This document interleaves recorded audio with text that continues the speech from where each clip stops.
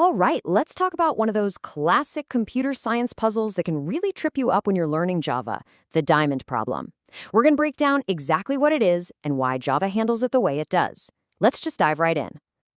So, this is a question I bet a lot of you have had, especially when you're first getting your head around inheritance. You learn that one class can inherit from another, and you think, okay, that's cool.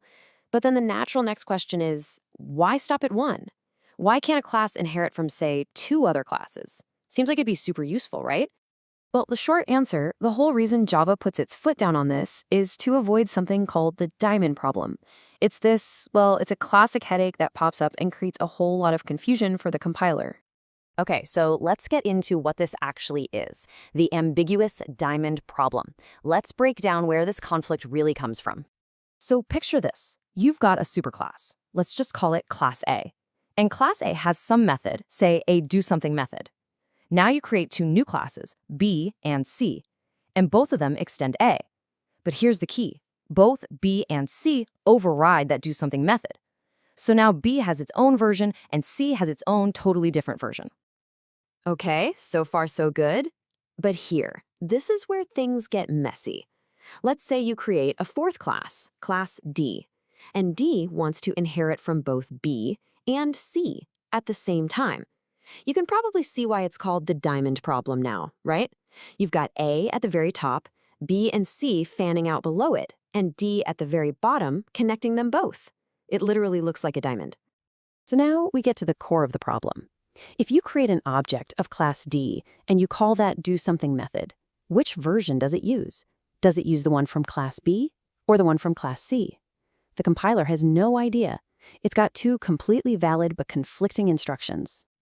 And that, right there, is the diamond problem in a nutshell. It's this exact moment of ambiguity. The compiler's stuck because it has two paths back to a common ancestor, and it doesn't know which one to pick. This is a huge issue for any language that tries to allow this kind of multiple inheritance. So the creators of Java looked at this whole mess and said, nope, we're not even going to deal with that. Their solution was simple, maybe even a little brutal. They just made it illegal. You literally cannot write Class D extends B, C. The compiler will just stop you right there. A class can only extend one other class. End of story. And this leads us to Java's simple class rule: one parent and absolutely no ambiguity. So yeah, this is the key takeaway for classes in Java. By enforcing this strict one superclass rule, the diamond problem just vanishes. It can't happen.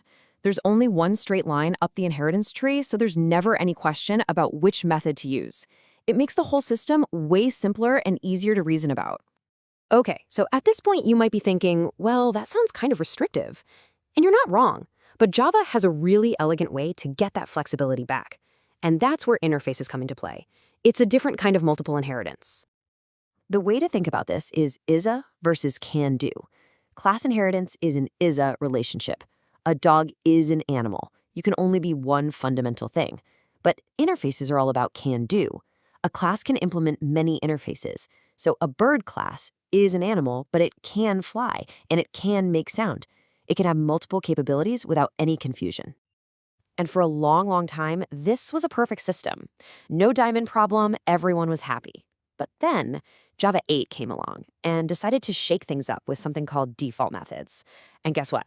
The ambiguity came creeping back. You see, default methods let you actually put code inside an interface. It's not just a contract anymore. It can provide a fallback implementation. So, wait a minute.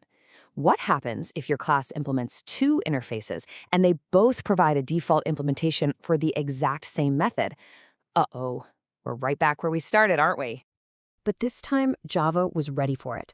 Instead of just banning it, the language designers came up with a really clear three-step playbook for how to resolve these conflicts. No more ambiguity. Okay, so here's the hierarchy. It's a set of tiebreaker rules.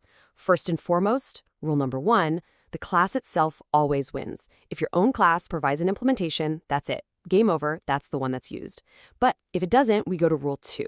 The most specific interface wins. So if one interface extends another, the method from the child interface is chosen.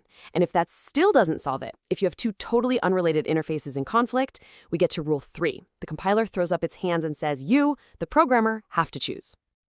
And what that means, you must choose, is that you actually have to override the method in your own class. The compiler will give you an error until you do. You are forced to step in and tell Java exactly what you want to happen, leaving nothing to chance. And check this out. Java gives you a really cool piece of syntax to do this. Inside your own override method, you can specifically choose which interface's default method you want to use. You just write interface name .super.method. So you can pick one version or the other, or even call both. You have total control. So after all that, let's boil this down to a simple mental model you can use every day. It really comes down to this. Classes are and interfaces do. Let's put it all together. For classes, you get a single parent. It's about identity. That is a relationship. This avoids the diamond problem completely. For interfaces, you can have many. It's about capabilities, the can-do stuff. And if a conflict pops up with default methods, Java has that clear 3-step rulebook to sort it out, with you, the developer, having the final say.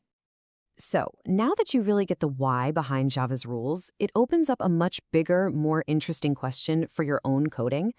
Knowing the trade-offs, when do you reach for inheritance, and when might you choose a different pattern, like composition?